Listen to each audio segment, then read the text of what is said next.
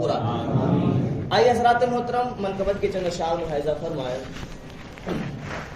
دلی راجستان تمہارا یا خواجہ یا خواجہ، دلی راجستان تمہارا یا خواجہ یا خواجہ، سارا ہندوستان تمہارا یا خواجہ، دلی راجستان تمہارا یا خواجہ، سارا ہندوستان تمہارا یا خواجہ،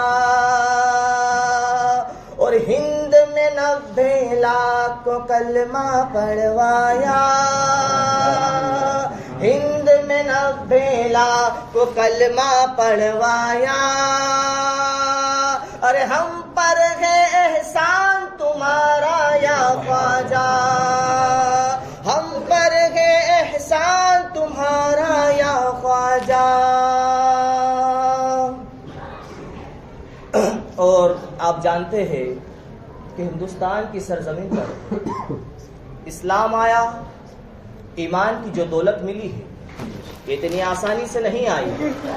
بالخصوص نوجوان سننا، آج جو ہم مسلمان ہوئے ہیں، ایمان کی دولت ملی ہے، یہ کلمہ ملا ہے، یہ بزرگوں کا در ملا ہے، یہ اتنی آسانی سے نہیں ملا ہے، بلکہ ہمارے بزرگوں نے، ہمارے اسلاف نے کئی قربانیاں دی ہیں۔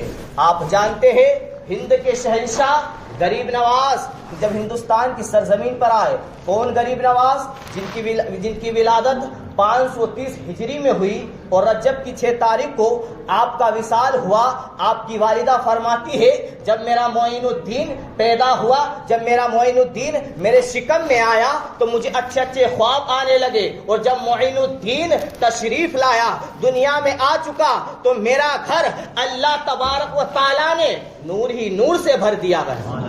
اعلیٰ حضرت فرماتے ہیں نا تیری نسل پاک میں ہے بچہ بچہ نور کا، ارے تو ہے عین نور، تیرا سب گھرانہ نور کا، بھلا نور سے گھر روشن کیوں نہ ہو جس کا گھرانہ ہی نور والا ہو۔ اور غریب نواز کا تو عالم یہ ہے کہ آپ حسنی سید ہے، آپ حسینی سید ہے، والد کی طرف سے امام حسین سے جا کر شجرہ ملتا ہے، والدہ کی طرف سے امام حسن سے جا کر شجرہ ملتا ہے۔ یہ آپ کی شان ہے کہ آپ حسنی حسینی سید ہے، آپ کا مرتبہ اور مقام، آپ کی عظمت آؤ ملاحظہ فرماؤ۔ کون غریب نواز؟ وہ غریب نواز جن کے بارے میں خواجہ عثمان ہارونی کہتے ہیں کہ مجھے میرے مرید پر ناز ہے، مجھے میرے مرید پہ ناز ہے، اور میرے مرید اس طریقے سے ہے معین الدین۔ اور خواجہ عثمان ہارونی فرماتے ہیں کہ معین الدین کوئی عام شخصیت نہیں بلکہ اللہ کا محبوب ہے۔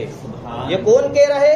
خواجہ عثمان ہارونی کہہ رہے کہ معین الدین اللہ کا محبوب ہے، اللہ کی بارگاہ میں مقبولیت ہے۔ کون خواجہ عثمان ہارونی؟ آؤ ملاحظہ فرمائے۔ غریب نواز کے پیر مرشد خواجہ عثمان ہارونی جن کا مزار مقدس مکہ شریف میں موجود ہے، آپ نے خدا سے دعا کی تھی مولا مجھے مکہ میں مجھے موت عطا فرمانا۔ اللہ تبارک و تعالیٰ نے آپ کی دعا قبول فرمائی، آپ کو مکہ شریف میں موت آئی اور مکہ شریف میں ہی آپ دفن ہوئے۔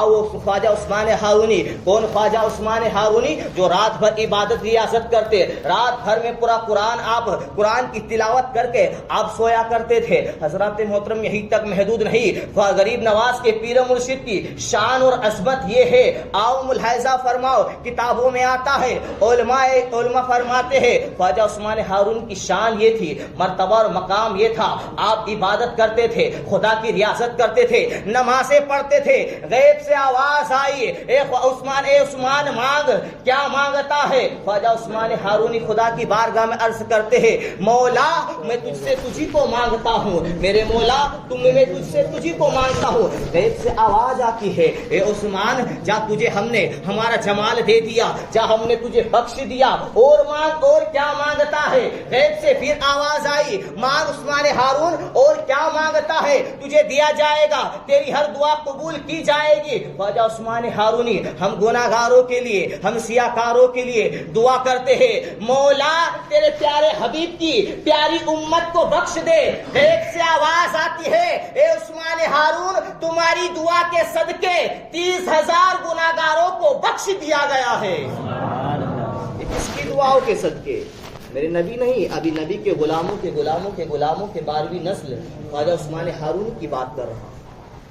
30,000 گناہگاروں کو بخش دیا، اور یہیں تک محدود نہیں، بلکہ ہر وقت 5 ٹائم کی نماز میں یہ آواز آیا کرتی تھی، عثمان مانگو کیا مانگنا ہے؟ خواجہ عثمان ہارونی یہی عرض کرتے تھے، میرے مولا میرے نبی کی، میرے محبوب کی گناہگار امت کو بخش دے۔ اللہ تبارک و تعالیٰ کی بارگاہ میں خواجہ عثمان ہارونی غریب نواز کے پیر و مرشد اتنی مقبولیت تھے، اتنی مقبولیت مل چکی تھی کہ ایک دن میں خواجہ عثمان ہارونی کے صدقے اللہ تبارک و تعالیٰ 1,50,000 گناہگاروں کو بخش دیا کرتا تھا۔ اس کی دعاؤں کے صدقے، غریب نواز کے پیر و مرشد کی دعاؤں کے صدقے۔ وہ خواجہ عثمان ہارونی کہتے ہیں کہ معین الدین میرا سب سے پیارا مرید ہے، مجھے معین الدین پر ناز ہے، معین الدین اللہ کا محبوب ہے۔ جب خواجہ عثمان ہارونی آپ سے غریب نواز جب مرید ہوئے، مرید ہونے کے بعد 20 سال تک اپنے پیر و مرشد کی خدمت کرتے رہے، اپنے پیر و مرشد کی کپڑے ان کے خدمت کرتے رہے، ان کا بستر اٹھاتے رہے، ان کی ہر وقت ان کی خدمت میں حاضر رہتے۔ آپ نے غریب نواز کو کئی عبادت ریاضت، کئی چلے کروانے کے بعد کئی مرتبہ یہ پڑھو وہ پڑھو، پڑھانے کے بعد غریب نواز سے خواجہ عثمان ہارونی نے کہا، معین الدین بتاؤ میری 2 انگلیوں کے درمیان کیا دکھ رہا ہے؟ غریب نواز کہتے میرے پیر و مرشید آپ کی 2 انگلیوں کے درمیان 18,000 عالم نظر آ رہے ہیں۔ بتانے کا مقصد یہ ہے، آج کچھ لوگ میرے نبی پر اعتراض اٹھاتے ہیں کہ معاذ اللہ انہیں علم غیب نہیں، وہ سنیوں کی مدد نہیں کر سکتے، وہ وہاں سے یہاں نہیں دیکھ سکتے۔ بتانے کا مقصد یہ ہے، ان کی آل خواجہ عثمان ہارونی کا یہ شان ہے کہ 2 انگلیوں کے درمیان 18,000 عالم دکھا سکتے ہیں، تو قسم خدا کی آمنہ کے لال کی کیا شان ہوگی، کہ میرے مصطفیٰ کا عالم کیا ہوگا۔ خواجہ عثمان ہارونی غریب نواز کو جب مکہ لے جاتے ہیں، مکہ شریف میں لے جانے کے بعد خانہ کعبہ کے سامنے، مزاب رحمت کے سامنے کھڑے کر دیتے۔ کھڑے کرنے کے بعد خواجہ عثمان ہارونی خدا کی بارگاہ میں عرض کرتے، مولا میرے پاس جو کچھ تھا میں نے معین الدین کو دے دیا ہے، اے میرے مولا اب تجھے تیری بارگاہ میں قبول فرما لے۔ حضرات محترم، غیب سے آواز آتی ہے، معین الدین کو ہم نے قبول کر لیا ہے۔ ہم ایسے غریب نواز کے چاہنے والے ہیں، ایسے غریب نواز کے ماننے والے ہیں، خدا غیب سے فرماتا ہے ہم نے معین الدین کو قبول کر لیا۔ حضرات محترم، پھر آگے چلتے ہیں۔ غریب نواز کو جب آواز آتی ہے غیب سے خواجہ عثمان ہارونی کی، آپ سجدہ شکر ادا کرتے ہیں۔ شکر ادا کرنے کے بعد سرکار کی بارگاہ میں پیش کرتے ہیں غریب نواز کو، وہاں سلام پیش کرتے ہیں، سلام کا جواب آتا ہے۔ آنے کے بعد سرکار بھی فرماتے ہم نے معین الدین کو قبول کر لیا ہے۔ حضرات محترم، بتانے کا مقصد یہ ہے کہ غریب نواز کی عظمت، ان کی شان، ان کا مرتبہ اور مقام یہ ہے کہ انہیں اللہ نے بھی قبول کیا ہے اور میرے سرکار نے بھی قبول کیا ہے۔ اور بتانے والا کون ہے؟ خواجہ عثمان ہارونی۔ جب آپ خواجہ عثمان ہارونی کے 20 سال آپ نے خدمت کری، اس کے بعد آپ جب رخصت ہو گئے غریب نواز سے، غریب نواز دوسری مرتبہ آپ جاتے خانہ کعبہ کا دیدار کرنے کے لیے۔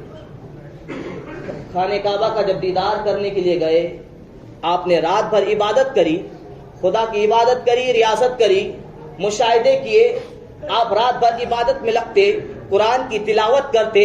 تلاوت کرنے کے بعد حضرات محترم غیب سے آواز آئی، معین الدین ہم نے تمہیں قبول کر لیا ہے، مانگو کیا مانگتے ہو؟ حضرات محترم خدا کی غیب سے آواز آئی۔ غریب نواز عرض کرتے ہیں، مولا تو اس سے بڑی خوش نصیبی کیا ہوگی کہ مجھے تو نے تیری بارگاہ میں قبول کر لیا ہے۔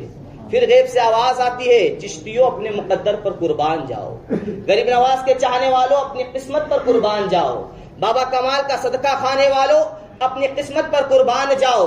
غریب نواز عرض کرتے، مولا میں تجھ سے دعا کرتا ہوں کہ جتنے قیامت تک جتنے میرے سلسلے والے ہیں، جتنے میرے مرید ہیں، میرے مولا میرے تمام سلسلے والوں کو، میرے تمام مریدوں کو بخش دے۔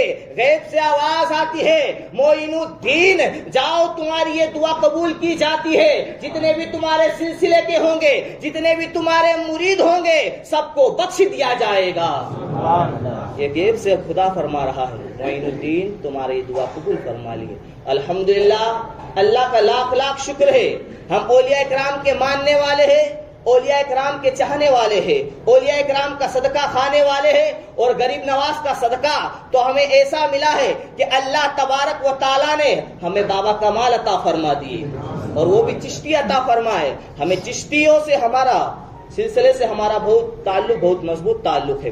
حضرات محترم، غریب نواز جب آپ سرکار کی بارگاہ میں عریضہ پیش کیا، اب خانہ کعبہ سے سرکار کی بارگاہ میں پہنچتے ہیں، پہنچنے کے بعد وہاں پر عبادت ریاضت کرتے ہیں، نیند لگ جاتی ہے، نیند لگنے کے بعد مقدر جاگتا ہے، غریب نواز کے خواب میں میرے آقا تشریف لے کر آتے ہیں، مصطفیٰ تشریف لے کر آئے غریب نواز کے خواب میں۔ آنے کے بعد کہا معین الدین جاؤ تمہیں ہند جانا ہے، ہند جا کر وہاں سے کفر مٹانا ہے، اسلام کا جھنڈا گاڑنا ہے، تمہیں وہاں پر خدا کا فرمان پھیلانا ہے۔ حضرات محترم، غریب نواز سوچ ہی رہے، جب اٹھنے کے بعد سوچا کہ ہند کدھر ہے، کدھر جاؤں گا، کہاں ہے اس کا راستہ۔ میرے سرکار نے خواب میں تشریف لا کر غریب نواز کو ہندوستان کی ہر چیز بتا دی، یہاں کا یہ راستہ ہے، یہ جنگل ہے، یہ پہاڑ ہے۔ میرے آقا صلی اللہ تعالی علیہ وسلم کس طریقے سے غریب نواز کی مدد فرما رہے ہیں، آپ نے غریب نواز کو پورا ہندوستان دکھا دیا، اور ہندوستان دکھانے کے بعد غریب نواز کو اجازت دے دی، جاؤ معین الدین ہند کی سرزمین پر جاؤ، اور جانے کے بعد اسلام کا جھنڈا گاڑ دو۔ قسم خدا کی دنیا والوں یاد رکھنا، غریب نواز ہندوستان میں آئے نہیں گئے ہیں، بلکہ میرے مصطفیٰ نے پہنچایا ہے۔ غریب نواز نے کہا تھا نا کہ یاد رکھنا معین الدین اپنی مرضی سے نہیں آیا ہے، آمنہ کے لال کی مرضی سے آیا ہے، اور معین الدین یہیں پر رہے گا، جب تک جیے گا یہی رہے گا، مرنے کے بعد بھی معین الدین یہی رہے گا۔ الحمدللہ آج ہم نے دیکھا ہے غریب نواز کے در پر ہزاروں لوگ، لاکھوں لوگ اپنی دعائیں مانگتے ہیں، اللہ قبول کرتا ہے۔ جب غریب نواز کو جب اجازت مل جاتی ہے، آپ 40 درویشوں کو لے کر مدینے سے روانہ ہوتے ہیں۔ آپ ہوتے ہوتے یاد رکھنا نوجوانوں، بچوں، بزرگوں، آج جو مالوا کی سرزمین، ہندوستان کی سرزمین پر آج جو ہم کلمہ پڑھ رہے ہیں، جو نمازیں پڑھ رہے، ذکر و اذکار کر رہے، آج ایمان کی جو دولت ملی ہے، آج کلمے کی جو دولت ملی ہے، آج اولیاء کا جو در ملا ہے، آج ماں باپ کی جو عزت ملی ہے، جو وقار ملا ہے، جو مسجدیں ملی ہے، یہ اتنی آسانی سے نہیں ملی ہے، بلکہ ہمارے اسلاف نے قربانیاں دی ہے۔ کتابوں میں آتا ہے، علماء فرماتے ہیں، اولیاء اکرام نے لکھا ہے، جب غریب نواز 40 درویشوں کو لے کر ہندوستان کی سرزمین پر آنے لگے، آپ کو راستے میں طرح طرح کی مصیبتیں آئی، طرح طرح کی تکلیفیں آئی، آپ کی چپلیں ٹوٹ گئی۔ کتابوں میں آتا ہے غریب نواز جب ہندوستان آ رہے تھے، پتھریلی زمین پر آپ کے قدموں میں چھالے ہو گئے، یہاں تک کہ آپ کے ناخن مبارک تک نکل گئے، لیکن آپ ہرے نہیں، آپ ڈرے نہیں، آپ گھبرائے نہیں، بلکہ ہندوستان کی سرزمین پر آئے اور 90 لاکھ کو کلمہ پڑھاتے ہوئے نظر آئے۔ یہ اتنی آسانی سے نہیں ملا ہے، انہوں نے اتنی تکلیفیں دی، غریب نواز نے اتنی تکلیفیں، مصیبتیں برداشت کی ہے، جب ہمیں یہ اسلام ملا ہے۔ آج اس اسلام کی ہم کیا خدمت کر رہے ہیں، آج ہمارے ایمان کیا کہہ رہا ہے، آج ہم کس حالت پہ ہو گئے۔ آج افسوس یہ ہوتا ہے جو قوم، جو مسلمان، جو لوگ، جو مذہب والے دوسروں کو سکھانے آئے تھے، دوسروں کو پڑھانے آئے تھے، دوسروں کو بتانے آئے تھے، حرام حلال کا تمیز کرانے آئے تھے، دنیا والوں کو سکھانے آئے تھے، آج دیکھا جاتا وہی قوم وہ سبق بھول چکی ہے، وہی قوم وہ راستہ بھول چکی ہے۔ جس قوم میں حرام کھا نہیں سکتے، آج وہی قوم کھاتی ہوئی نظر آئی۔ جس قوم میں بیاج کھانا حرام ہے، وہ قوم بیاج کھاتے ہوئے نظر آ رہی۔ جس قوم میں علم حاصل کرنا فرض ہے، آج وہ قوم اس علم سے دور ہو چکی ہے۔ آج اس کے حالات کیا ہو گئے، جو قوم دنیا کو بتانے آئی تھی پیغام، وہ قوم ہی اپنا پیغام بھول گئی۔ آج دیکھا جاتا ہے نوجوانوں کو، بزرگوں کو، آج ہماری قوم کے نوجوان بالخصوص سننا، کان لگا کر سننا، نوجوانوں آج ہمارا حال کیا ہو گیا ہے۔ آج ہم کس طریقے سے جی رہے دنیا میں. آج ہماری کٹنگیں دیکھ لو, آج ہمارا رینا سینا دیکھ لو. آج مسلمانوں کے بچوں نے, ان کے نوجوانوں نے اس طریقے سے کٹنگیں کروائی, اس طریقے سے اپنے بال کٹوا رہے, جس کے میرا آقا نے ارشاد فرمایا تھا 1400 سال پہلے کہ ایک وقت ایسا آئے گا, قیامت کی نشانی ہوگی, کچھ لوگ اونٹوں کی طرح کٹنگیں کروائیں گے, اپنے بال رکھیں گے سائڈ سے چھوٹے, بیچ سے بڑے. سن لے وہ نوجوان بالخصوص, کان کھول کر سن لے, جو نوجوان اس طریقے سے بال کٹواتے ہیں, سرکار فرماتے ہیں اس پہ اللہ کی لعنت ہے, فرشتوں کی لعنت ہے, اور اس پہ سرکار کی بھی لعنت ہے. اللہ اکبر. تو میرے نوجوانوں, تم سے آج جامع مسجد سے بالخصوص یہ پیغام لے جاؤ, ماں باپ بھی یہ پیغام لے جائے کہ بالخصوص اپنے بچوں کی اس طریقے سے حرام کٹنگ نہ کرائے, ورنہ ان پہ لعنت برسے گی, گھر میں لعنت برسے گی, ان پر گناہ ہوگا. اس لیے سنت طریقے سے بال رکھو, سنت طریقے سے بال کٹواؤ. مولا سے دعا ہے, مولا جو کچھ کہا ہے کہنے میں جانے انجانے میں جو غلطی ہو کوتاہی ہے, مولا اپنے فضل و کرم سے معاف عطا فرمائے. اب تمام حضرات کو گواہ بنا کر توبہ کرتا ہوں. استغفر اللہ ربی من کل واتوب الیہ. اشہد ان لا الہ الا اللہ واشہد ان محمد رسول اللہ.